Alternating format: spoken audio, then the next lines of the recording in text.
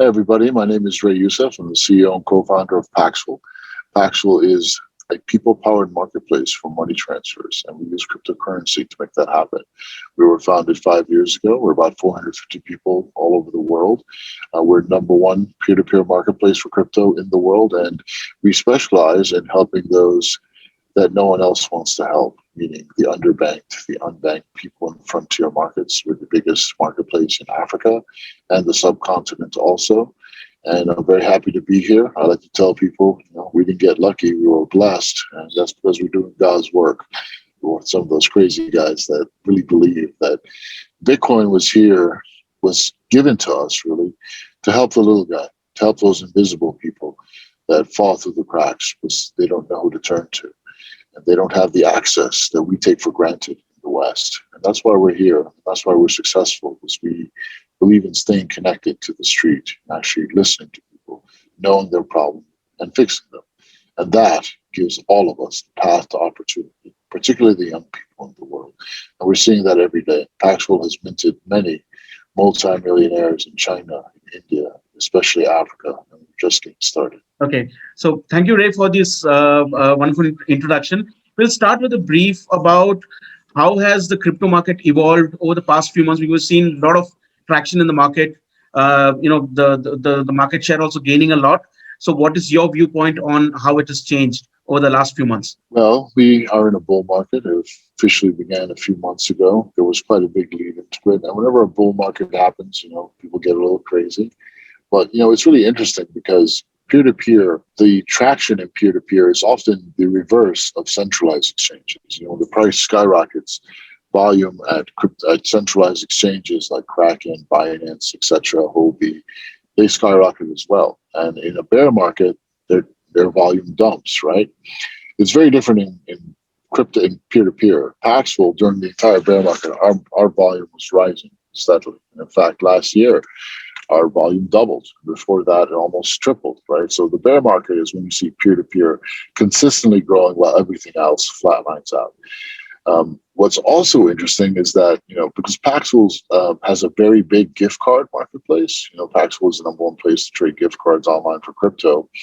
What we see is that people are less reluctant to sell their $1,000 Amazon gift card when the price of Bitcoin is high. They prefer to do it when it's lower. So it hurts volume in some ways.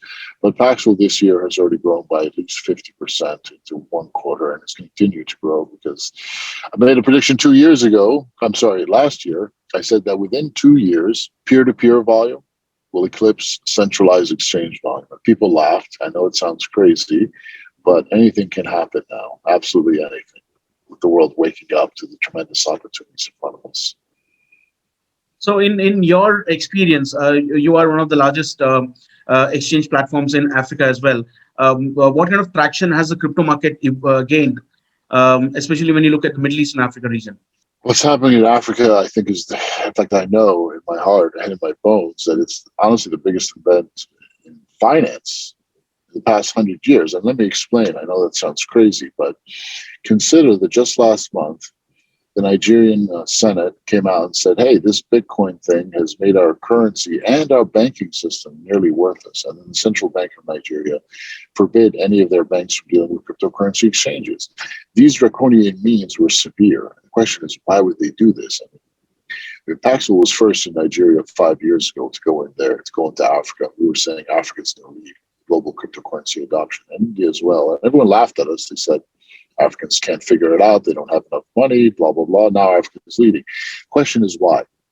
So the reason the central bank put in this ban is because they were losing tremendous amounts of foreign revenue via remittances. So in 2020, January, they were getting $2.5 billion a month in remittances coming from the outside, right? And a lot of these countries depend on their diaspora communities living abroad to send foreign currency back in. And the foreign currency is really what they value, right? Since that's how they buy their tanks or planes, medical supplies, whatever, from America, Europe, etc. By September 2020, that $2.5 billion number had fallen to 55 million. That's a 98% decrease. And they were like, what just happened? Where did all this money go? The Nigerian youth had figured out that sending money back home with Bitcoin through marketplaces like Paxful is so much cheaper and faster and easier. And they all, within 2 quarters, half the year, 98, they just flipped completely, because the Nigerians are very, very social, very, talkative, communicative people, much like Indians, actually. And they just said, okay, let's just send money back home with Bitcoin. Because number one, it's instant. Number two, they can save anywhere from 20 to 40%. Because Western Union will charge them anywhere from 10 to 20%. And then they'll lose anywhere from, 15 to 25% on the conversion. And they're like, and Obama still has to wait 2 days and go on some long line to get the money. Like, forget it. And actually, you can get, like, literally what you saw Nigerians doing was telling their relatives in California, hey, just buy some Bitcoin. Or if you can't buy the Bitcoin, it's too hard for you, just buy a gift card from the drugstore and give me the code. And the guy in Nigeria would just take the code, sell it to someone in China on Paxful, get Bitcoin in exchange, and sell the Bitcoin to a guy in Nigeria also on Paxful, and he would do a local bank transfer from their bank account to theirs instantly. Sometimes they could even make a profit depending on the arbitrage rates as well. Like, for example, if you send Bitcoin into Kenya, you can make plus 4%, right? Because there's not enough Bitcoin to go around in those places. So once the youth discovered this, they just flipped the script completely. And Nigeria is just the first one. Nigeria is the leader of Africa, but you're going to see all the African countries follow. So you're going to see the entire subcontinent, and not just India, Pakistan, Bangladesh, Sri Lanka, Nepal. You're going to see all these countries. The youth, once they figure this out, it's all going to move over to crypto, because it makes sense. It's like 1/4 the price, or even profitable in some cases, to send money back home with Bitcoin, and it's instant. You can't argue with that. So in terms of launching your operations in Dubai, why did you choose Dubai, and which regions will you be focusing on from Dubai as a hub? Well, so Dubai is an amazing place. I admit, it's a beautiful city. When I came here a few times before, it was just for socializing, and I thought it was just a city of storytellers. But no, there's some amazingly brilliant people here, and they work very hard. And I've been meeting these people, and I've been exploring the opportunities. I've come to see that Dubai is the biggest remittance corridor in the world. The numbers will tell you that. Remittance corridors to the Philippines, to the Indian subcontinent, to Nigeria and Western Africa, so many places. And in that sense, it makes sense, as remittance is one of the things that peer-to-peer specializes in, but also as an OTC market. So much money flows here from so many places around the world. And essentially, Paxful is OTC, but we connect people together. We allow them to meet each other. We don't act as a broker in between, except for our escrow. So why not allow people and connect that liquidity ourselves? We've had tremendous demand from the streets for this. Our users have been asking for this for quite some time. It's just in the beginning, we were more like eBay than Amazon. But whatever our users ask for, we'll give them. Our users are asking for more cryptocurrencies to be supported in our wallet, so we're going to give them that as well. Our first value at Paxful is to stay connected to the streets, and our users have spoken, and Dubai is the perfect place to do this because it's an amazing place. It's got amazing people. It's the biggest remittance corridor in the world, and it's wide open now at this age, and that's always appreciated. In terms of users, do you already have users from this market? And how do you plan to onboard new users onto your platform? We already do volume in UAE. The Gulf region is not a strong region for us. We've never had a MENA office, but now we will. So as far as our volumes, you can see our volumes publicly for dirhams at coin.dance. It's about 1/3 of the biggest peer-to-peer marketplace here. But that can happen. That can change in the blink of an eye. We eclipsed that competitor 2 years ago. We just haven't focused on MENA. So when we do things at Paxful, we do things in a big way, and we don't just, we want to talk to everyone, regulators, other big players, but most importantly, we want to reach the people on the street, the people that need help with money every single day, whether it's sending money back home, finding a way to start their business or get their business payments paid, whatever it is, we're going to connect to the streets.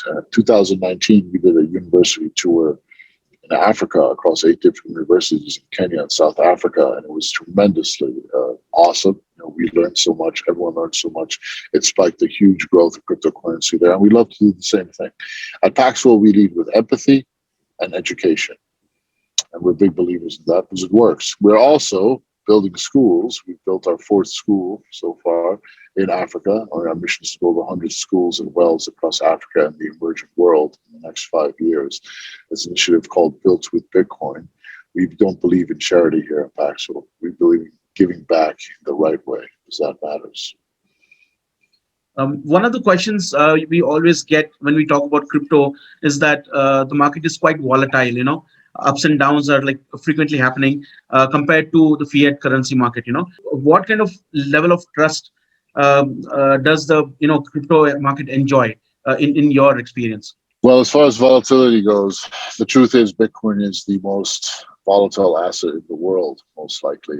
It's the truth is it's a highly manipulated market. So if you're going to go into Bitcoin and you're going to try to use it as a store of value, then just buy it and do not look at the price for 2 years, right? That's the thing. But I am not, I'm not an investor. I don't give investment advice.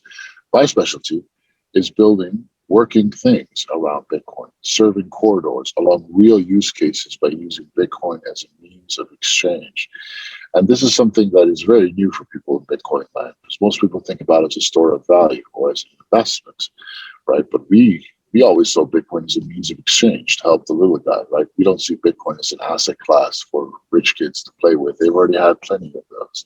So Bitcoin as a means of exchange, it's real. It's a thing. And you saw the Nigerian central bank said they didn't just make our currency worthless, it made our banking system nearly worthless. That's because Bitcoin allows people to cross-border commerce easily. With Paxful, with any two peer-to-peer trades, you can turn any form of money anywhere in the world to any other form of money anywhere in the world. For example, you can buy a gift card in California, turn it to Bitcoin, take that Bitcoin and sell it to someone for a bank transfer in Nigeria. Or you can sell it for another gift card in the UK, or a PayPal deposit in Australia, or a bank deposit in Cambodia, or cash somewhere else, or Western Union here. Any form of money can become any form of money. Essentially, it's a universal translator for money that we've built. And that's an invention that people have been waiting for so long. It's absolutely world-changing for people in the emerging world. And for me as well, actually. I sell Bitcoin every week just to pay my invoices in places where I don't have bank accounts, like the UK or Europe, etc. So it even serves the overbanked in a lot of ways. Thank you, Ray. It was nice having you with us on Crypto Voize and Blockchain Advisor, and it was nice speaking to you as well, and getting to know about Paxful's plans for the market as well. And we look forward to speaking to you again in the future. Thank you so much. It's been my pleasure. Thank you.